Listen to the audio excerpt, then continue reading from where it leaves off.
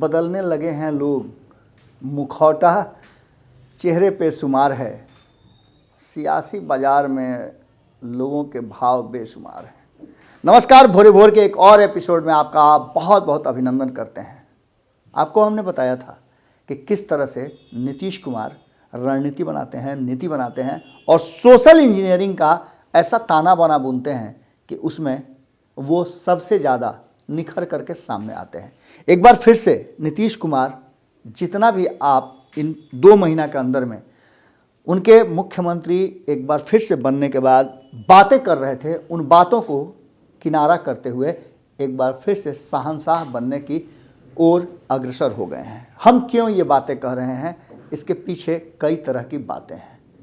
आपको लग रहा होगा, आपने सुना भी होगा कि लगातार राजनीतिक गलियारे से या फिर मीडिया की सुर्खियों में ये बातें आ रही थी कि नीतीश कुमार कमज़ोर हो गए हैं, भारतीय जनता पार्टी बहुत मजबूत हो गई है, नीतीश कुमार दबे हुए हैं, इसलिए वो पूरी तरह से असहज दिख रहे हैं, कभी भी कुछ हो सकता है। लेकिन नीतीश कुमार हैं। नीतीश कुमार को इतना आसानी से कोई निगल जाए, ये संभव नहीं है। पिछले 16 सालों से लगभग बिहार की गद्दी पर वो बैठे हुए हैं और बिहार की गद्दी पर बैठे हुए हैं तो एक चीज़ आपको नज़र आ रहा होगा कि किस तरह से भारतीय जनता पार्टी उनकी पिछलग्गू बन के चलने के लिए मजबूर है, जो अपने को दुनिया और इस देश की सबसे मजबूत पार्टी बताती है। इन सब के बाद जब भी बिहार में भारतीय जनता पार्टी लौट करके आती है तो उसे नीतीश कुमार का चेहरा नज़र आता है और नीतीश कुमार अपने चेहरे को ऊपर करने के मास्टर माने जाते हैं। हमने आपको बताया था कि नीतीश कुमार कब रणनीति बना देंगे और कब भारतीय जनता पार्टी को औंधे मुंह उलट देंगे, ये कहना बड़ा मुश्किल है। एक बार फिर से मौका आ गया है और कहीं ना कहीं भारतीय जनता पार्टी के लिए बंगाल जी का जंजाल बन गया है। आपको पता है कि किस तरह से एनडीए को लेकर के कई तरह की बातें चल रही थी। चिराग पासवान को लेकर के भी बातें चल रही थी कि जदयू, हिंदुस्तानी आवाम पार्टी, किसी भी सूरत में चिराग को स्वीकार करने के लिए एनडीए में तैयार नहीं है। आप इसको एक एंगल से देख रहे हैं, लेकिन ये नीतीश कुमार की रणनीति का हिस्सा है। भारतीय जनता पार्टी किसी भी सूरत में नहीं छोड़ना चाहती है, क्योंकि एक बड़ा हिस्सा वोट बैंक का चिराग पासवान के पास है।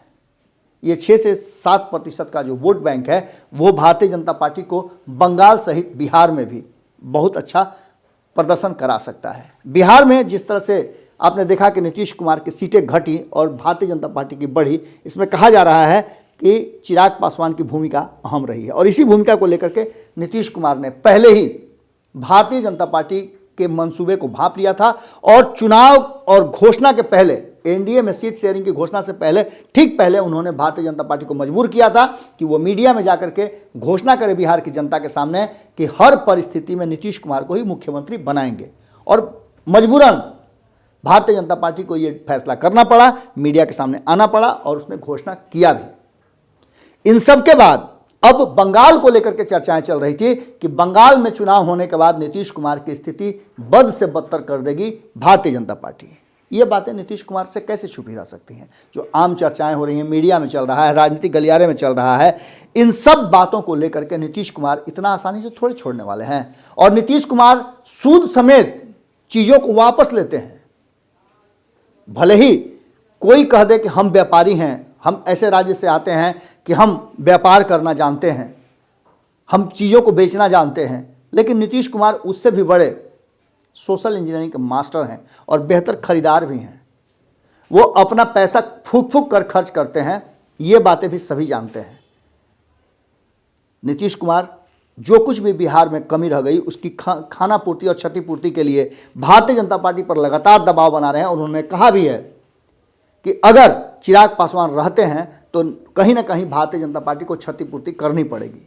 अब मंत्रिमंडल विस्तार में भी अगर वो कमी पूरा करना है तो भारतीय जनता पार्टी को नीतीश कुमार के शर्तों पे मंत्रिमंडल विस्तार में अपना हिस्सा लेना पड़ेगा। इसके लिए भी उन्होंने रणनीतियां बना दी।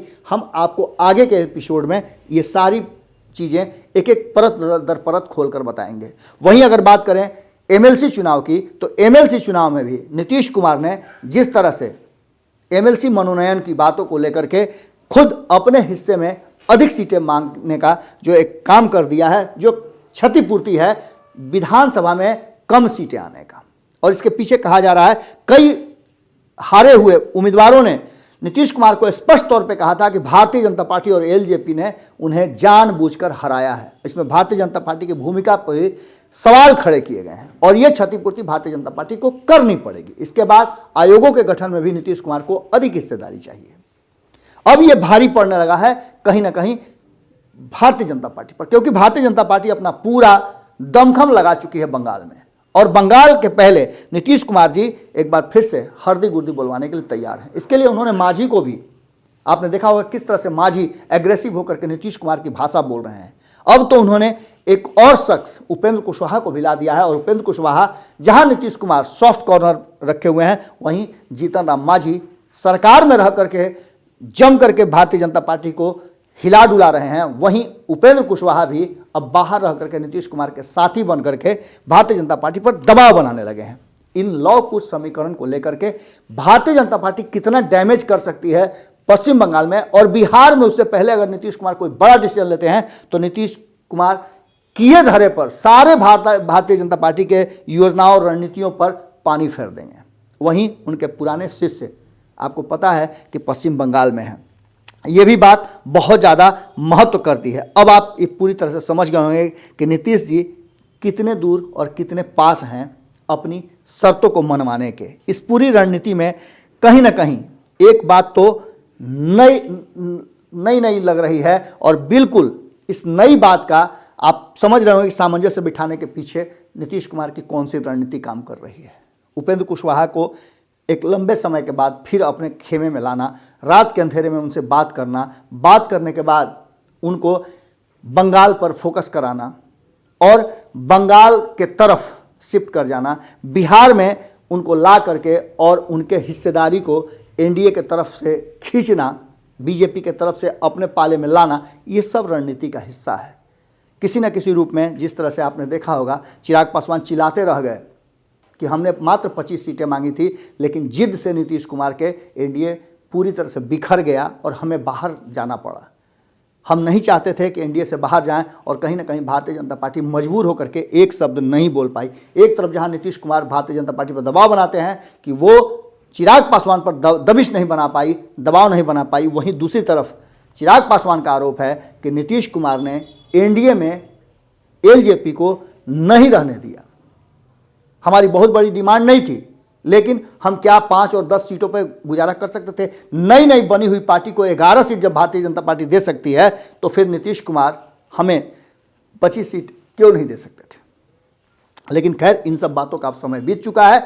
भारतीय जनता पार्टी पर बंगाल चुनाव से पहले दबाव डाल करके नीतीश कुमार ने साफ तौर पे ये बातें स्पष्ट कर दी है कि उसे बंगाल चुनाव के बाद भी नीतीश कुमार को मुख्यमंत्री बनाए रखना होगा, इसकी घोषणा करनी होगी। उसके बाद ही मंत्रिमंडल का विस्तार हो या फिर मनोनयन की बात होगी। इस पर पूरी तरह से नीतीश कुमार अड़ गए हैं। आप देख लीजिएगा कि मंत्रिमंडल विस्तार से पहले भारतीय जनता पार्टी के जितने भी कद्दावर नेता हैं, बिहार से जिनका भी संबंध है, या फिर केंद्र के नेता लगातार इस बात को दोहराते नजर आएंगे कि बंगाल चुनाव हो या जो भी हो, 5 साल तक नीतीश कुमार ही मुख्यमंत्री रहेंगे। और यही वो बात है जहां कहीं ना कहीं नीतीश कुमार ने दबाव बना करके एनडीए में जो कुछ भी उनको चाहिए था वो बवाल शांत करने का रास्ता दे दिया है।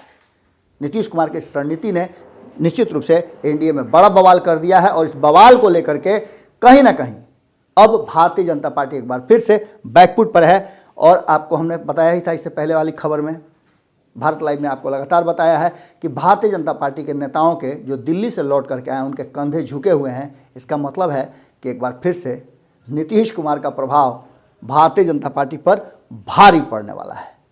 कैसा लगा भोरे भोर का ये एपिसोड? इस पर क्या आपकी प्रतिक्रिया है ज़रूर कमेंट बॉक्स में लिखिएगा, क्योंकि आपके विचार बहुत ज़रूरी हैं। कई लोगों के विचार हम साझा भी कर रहे हैं, कई लोगों के विचारों पर हम प्रतिक्रिया भी दे रहे हैं। हम आपके हर कमेंट को लगभग देख ही लेते हैं, और ख़ास करके जो कमेंट आम जनता से जुड़ी हुई हो, सरकार से जुड़ी हुई हो और जिसके कोई मायने होते हैं, वो तो हम ज़रूर देखते हैं। अगर आप सच्ची पत्रकारिता के इस हमारे नए प्रयोग को समर्थन करना चाहते हैं तो नीचे यूपीआई नंबर दिया हुआ है और समर्थन करना भी आपको चाहिए, क्योंकि सच्ची पत्रकारिता के बहुत कम ही नस्ल बचे हुए हैं, जिसमें से भारत लाइव भी एक है। तो निश्चित रूप से इसका समर्थन और साथ आपको देना चाहिए। सहयोग अपेक्षित है, क्योंकि आप समझ ही सकते हैं कि जो बहुत ही एसेंशियल ज़रूरत है वो हम अपने परिवार आपसे नहीं तो किससे मांगेंगे। नमस्कार। अगर ये वीडियो पसंद आई और वह बिहार के राजनीति और बिहारियत से सरोकार रखेनी तो सब्सक्राइब बटन दबा के चैनल के सब्सक्राइब कर ली। ओजे एगो घंटी बा, ओकरा बटन दबा देला से कुल सटीक और मारक खबर रुआ मुफ्त में मिल जाई। अगर रुआ पत्रकारिता के हमनी के नया प्रयोग में सहयोग कर चाहतानी तो ज्वाइन बटन दबा दी। पेटीएम नंबर नोट कर ली 9386816700। धन्यवाद।